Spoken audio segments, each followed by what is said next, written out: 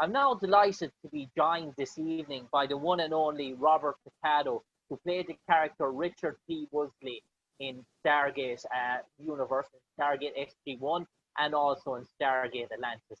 And I suppose that, Richard, first of all, how did the opportunity come about for you to get involved in Stargate? That's funny you call me Richard. Even you're calling me. It's an in-character interview. Well, I was asked to be a guest star in an episode called Heroes Part 2, and the story that I heard from the writers of that episode, who became my good friends in my experience with Stargate, Joe Malazzi and Paul Muley. They had written an episode that Saul Rubinek guest starred in, where he is a documentarian who's come to do a piece, a profile on the Air Force base that conceals the secret Stargate mission.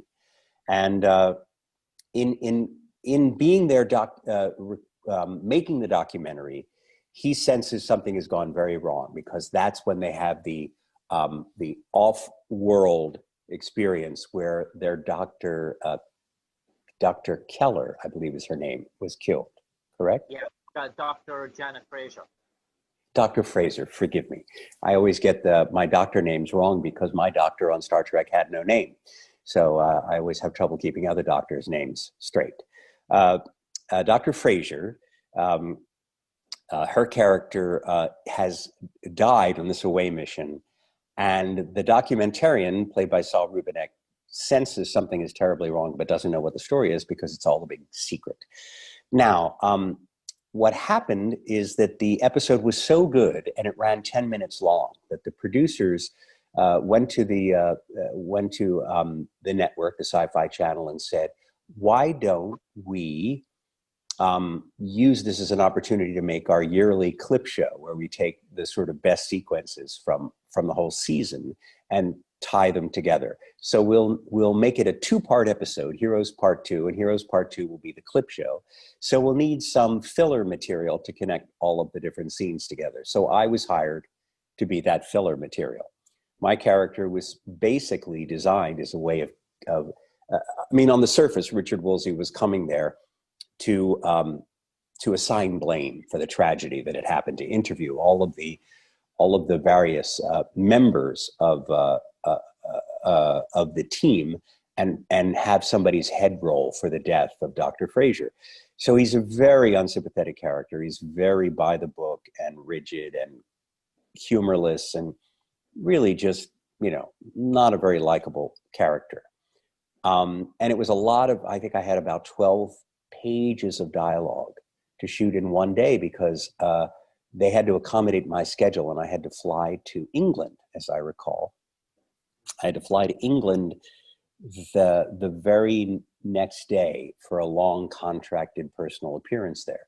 So they literally had me for one shooting day, and the day went very well. It was extremely complicated. I had to really know that dialogue inside and out. The cast were across the board, starting with Don Davis, God rest him, were terrific to me, very welcoming, very friendly. And I really had a moment with everyone except for Richard Dean Anderson, who wasn't in that episode or that sequence with me. But I worked with everyone else in their regular cast. Had a great time, was taken out to dinner that night by Paul Muley and Joe Malazzi, and we really hit it off. And I could see that they liked me enough that they were already thinking about how to bring me back, even though they had introduced me as such a negative, unappealing character. So when they did start having Richard Woolsey back, with each successive appearance, they would give me one little positive quality. Like, I was introduced as a complete, douchebag, but the first time I came back, I was a douchebag who really believed in the importance of civilian oversight over secret government operations. So I had a positive mission, even though I went about it in a way that made me a real jerk.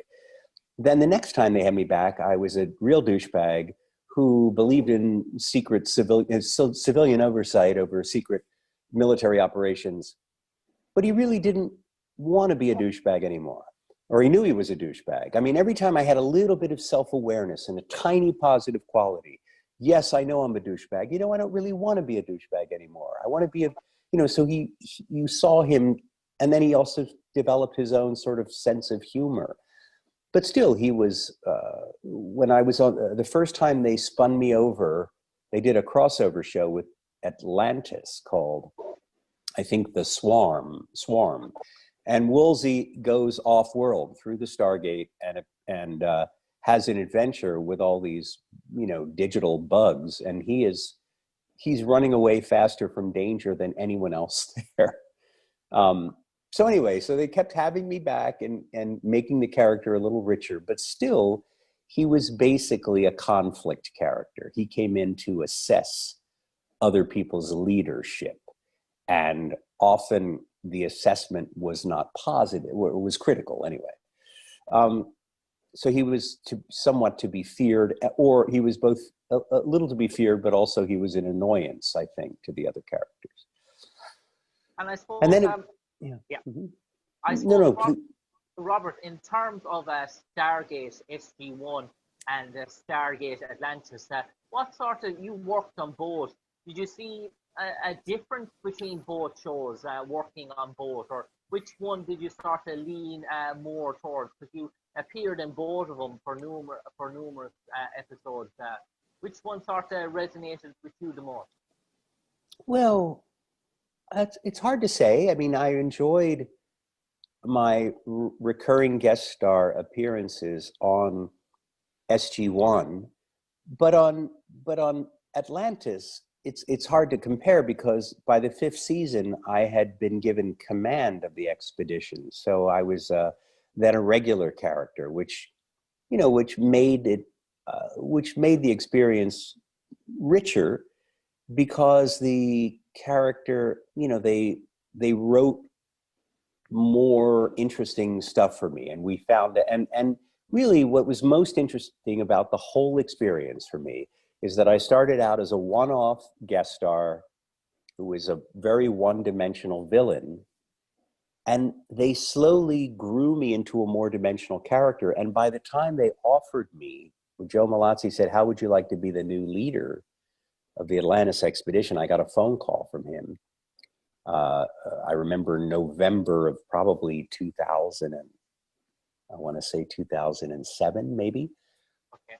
And I said to him, "My character is a douchebag. Nobody likes him. Nobody respects him. He has no command experience. In dangerous situations, he's run away from danger faster than anyone else." And he said, "Don't worry about any of that. That's our problem." I said, "Okay, great. I'll do it." So the character had a lot of negative qualities, but what made it fun when I finally came aboard as a full, as a full regular character on Atlantis, the 5th season, the final season, it seemed to be an analogy for what was happening more and more in society, which is people in not only mid-career, but in late middle career, or even about to retire. People were going into different professions because of changes in our economy, because of old, the sunsetting of old kinds of manufacturing jobs, or this or that. People had to redefine themselves in the workplace late in their careers. And I thought that because we just had this huge economic downturn at the time they were bringing me aboard, 2007, 2008. A lot of people who had tried to retire suddenly lost their retirement money and had to go back into the workplace. So I saw Woolsey as kind of an analogy for what was happening at that moment in contemporary, at least in American society, but because the economic downturn was worldwide, you may have experienced it as well in Ireland. The point is, I thought it was an interesting story to tell about someone who had always been an armchair quarterback. He had assessed the leadership of others. Suddenly, he's in the command chair, and other people are going to assess his leadership. And he's not. He only knows leadership from the outside, from looking at others and studying the choices they make.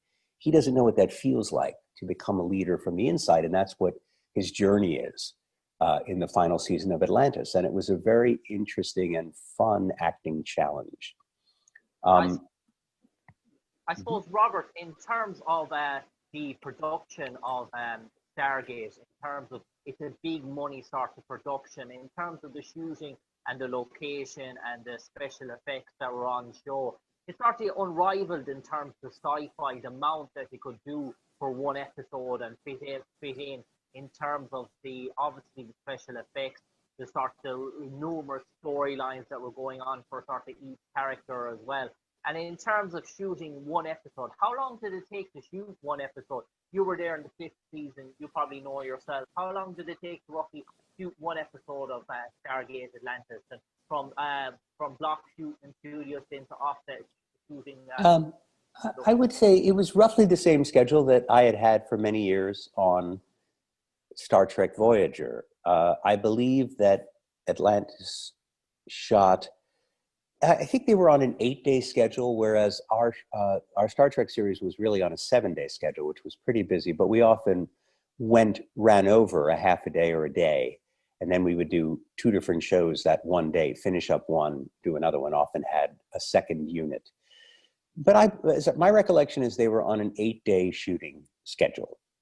And because my character wasn't in every episode, they tried to bunch my work together. If I had 3 or 4 days of shooting in one episode and 3 days in the next, they would bring me up because I was living in Los Angeles at the time, they would fly me up to Vancouver, and I would arrive a day or two before I began work on the one episode, and then they would put my shooting days in, as much as possible, right at the beginning of the episode that started immediately after. So I would tend to fly up for 12-day, 14-day periods, and I would do 2 shows. But usually it was 8 days of shooting, which of course means 1 full weekday, Monday through Friday, and then Monday, Tuesday, Wednesday of the following week, depending on what day an episode began. But that was fairly standard. And there was a very nice feeling on the Atlantis set. It had a nice kind of relaxed, after all of my years on Star Trek, which was a much more sort of controlled environment, because Star Trek is set in the future, they're very, very, very particular that you don't change anything in the dialogue, because they're afraid of actors making it colloquial or feel like it's in the present day. So there's a certain artifice. I mean, part of it is the technobabble, the made-up science or the extended science in Star Trek. But they're very particular about you not changing words. Whereas on Atlantis, which is a science fiction show which is set in the present, it's a secret present, because we don't, the world at large didn't know about, the Stargates and all that. That was a secret of the Air Force of this base. But because it was contemporary, they were a lot sort of looser with the language, and that made it, and they also let me ad lib, which I love doing. I'd say, hey, can I make up another line or change this? They would say, go ahead, sure, go ahead. As long as you shot it at least once the way they intended, you were allowed to. And so I would pitch jokes all the time, including my favorite joke of the whole final season. I actually made a joke about a Star Trek The Experience closing in Las Vegas. We did an episode set in Vegas, and one of the other characters says, where is an alien going to hide in Las Vegas? Star Trek The Experience, and my character turns and says, no, it closed. Because if you remember, Star Trek The Experience Part 2 was it was a theme ride. It was based entirely on my character. So that was the moment when my persona as the Doctor on Star Trek came closest. And my persona as Richard Woolsey on Stargate kind of banged into each other. And I thought that was a fun moment of cosmic dissonance for the sci-fi fan. And I suppose, Robert, last question for me now. In terms of, you worked with an awful lot of the cast members for both shows, in terms of Stargate, SG-1 and Stargate Atlantis. An awful lot of them went on to bigger things. But in terms of sci-fi history, the character Jack O'Neill has gone down with legendary status, and you got to work with Richard Dean Anderson. I suppose Richard Dean Anderson was a big blockbuster star from his time in MacGyver as well. So how was the character Jack O'Neill? Is it very much like the man himself, Richard Dean Anderson, or they're two different people? Well, let's put it this way. His impish sense of humor, Richard Dean Anderson is a very charming and fun guy to work with.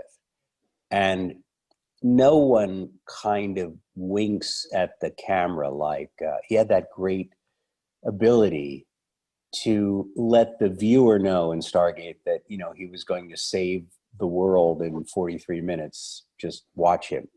And that kind of breaking of the fourth wall sort of in his persona, that I think makes him so appealing to viewers. And also, what's fun about it for the audience too is that he is a hero and he's very kind of rough and ready, but he's always poking fun at himself in that way. He has a self-effacing quality.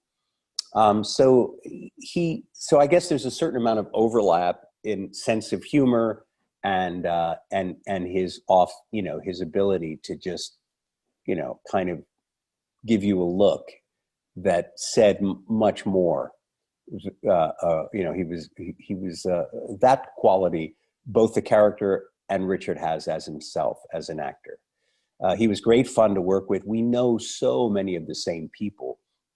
I think he dated for years an actress who co-starred in a television series with in the past. So we knew a lot of the same people. So there were lots of stories to share. And he was really kind to me, and we had a lot of fun together. We didn't work together that often. We didn't do that many.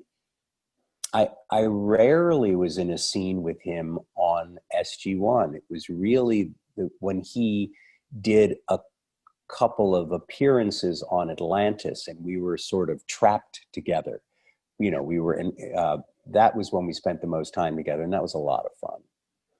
I suppose on that note, Robert Picardo, a pleasure talking to you this evening, reliving your character Richard Woolsey in not only Stargate SG-1 and Stargate Atlantis, as we look back on the Stargate franchise in our special documentary celebrating a cult classic TV series, cult classic sci-fi TV series. And no doubt, Richard, you had a big part, Robert, you had a big part to play in its success with your character, Richard P Woolsey.